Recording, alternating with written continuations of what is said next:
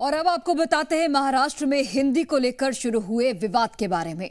हिंदी ने महाराष्ट्र की सियासत में भूचाल ला दिया है और हिंदी को लेकर शुरू हुई सियासत में अब महाराष्ट्र के दो भाई एकजुट होने जा रहे हैं, जिसके बाद से कई सवाल खड़े होने लगे हैं। राज और उद्धव ठाकरे का साथ क्या सिर्फ एक सियासी प्रयास है या फिर वाकई मराठी मानुस की लड़ाई उन्हें साथ खींच लाई है, या बीएमसी चुनाव को देखते हुए दोनों भाई फिर एक साथ आकर अपनी खोई हुई जमीन तलाशने की कोशिश कर रहे हैं। देखिए रिपोर्ट आप।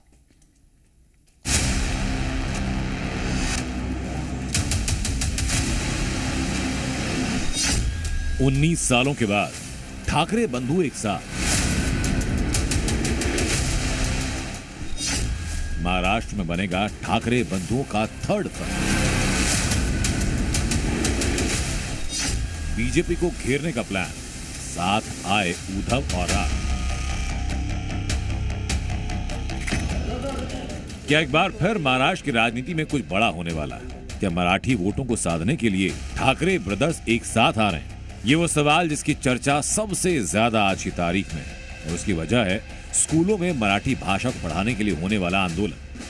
महाराष्ट्र सरकार ने हाल ही में आदेश जारी किया जिसमें मराठी और अंग्रेजी भाषा के स्कूलों में कक्षा 1 से 5 तक तीसरी भाषा के रूप में हिंदी पढ़ाए जाने को अनिवार्य करने की बात, जिसके खिलाफ राज ठाकरे एक बड़ा आंदोलन करने वाले हैं। और राज ठाकरे के इसी आंदोलन को उनके चचेरे भाई उद्धव ठाकरे ने खुले तौर पर समर्थन का ऐलान किया, जिसकी गवाह तस्वीरें। उद्धव गुट के नेता संजय राउत ने सोशल मीडिया पर राज ठाकरे और उद्धव ठाकरे की तस्वीर पोस्ट की और लिखा कि महाराष्ट्र के स्कूलों में अनिवार्य हिंदी के खिलाफ एकजुट प्रदर्शन होगा, ठाकरे ही ब्रांड है। इसके साथ ही संजय राउत ने इस मुद्दे पर कहा कि कल राज ठाकरे के पास सरकार की तरफ से कुछ लोग गए, उन्होंने अपना मत रखा जो राज ठाकरे को पसंद नहीं आया। ठीक उसी समय उन्होंने एक मोर्चा निकालने की घोषणा की। भाषा विवाद के बाद अब दोनों भाई 5 जुलाई को गिरगांव चौपाटी से आजाद मैदान तक प्रदर्शन करेंगे। करीब 20 साल बाद ऐसा पहली बार होगा जब दोनों ठाकरे एक साथ होंगे।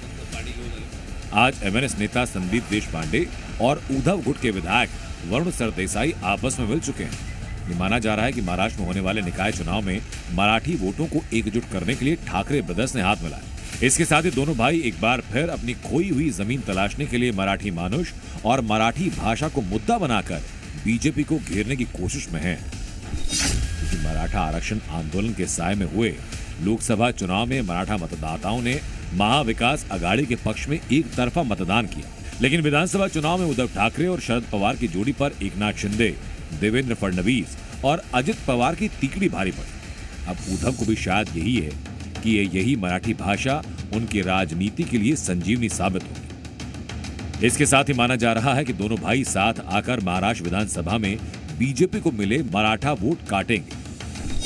मराठी गैर मराठी के मुद्दे की बुनियाद पर एमएनएस की सियासी नींव मजबूत करने वाले राज ठाकरे की पार्टी हालिया महाराष्ट्र चुनाव में शून्य पर सिमटी थी। इसके पीछे मराठी गैर मराठी के मुद्दे का कमजोर पड़ना प्रमुख वजह बताई गई। भाषा के नाम पर होने वाले आंदोलन को लेकर राजनीति शुरू हुई। बीजेपी और शिंदे गुट का दावा ये कि सरकार मराठी लोगों के हित में काम कर रही है। जब उद्धव ठाकरे स्वयं मुख्यमंत्री थे, उन्होंने इस हिंदी भाषा को स्वीकार किया है।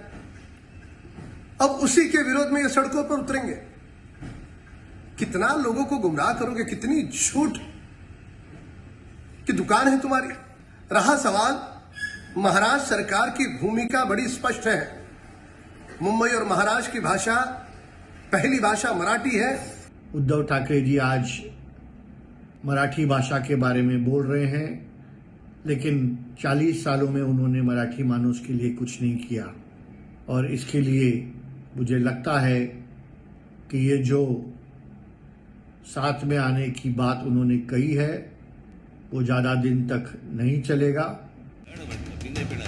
जाहिर है महाराष्ट्र में मराठी भाषा को लेकर राजनीति फिर शुरू होने वाली है, और इसका महाराष्ट्र की सियासत पर फर्क क्या पड़ेगा ये वक्त तय करेगा। लेकिन फिलहाल साफ है कि दोनों ठाकरे भाइयों का साथ में आना कुछ बड़ा इशारा है। ब्यूरो रिपोर्ट, जी मीडिया।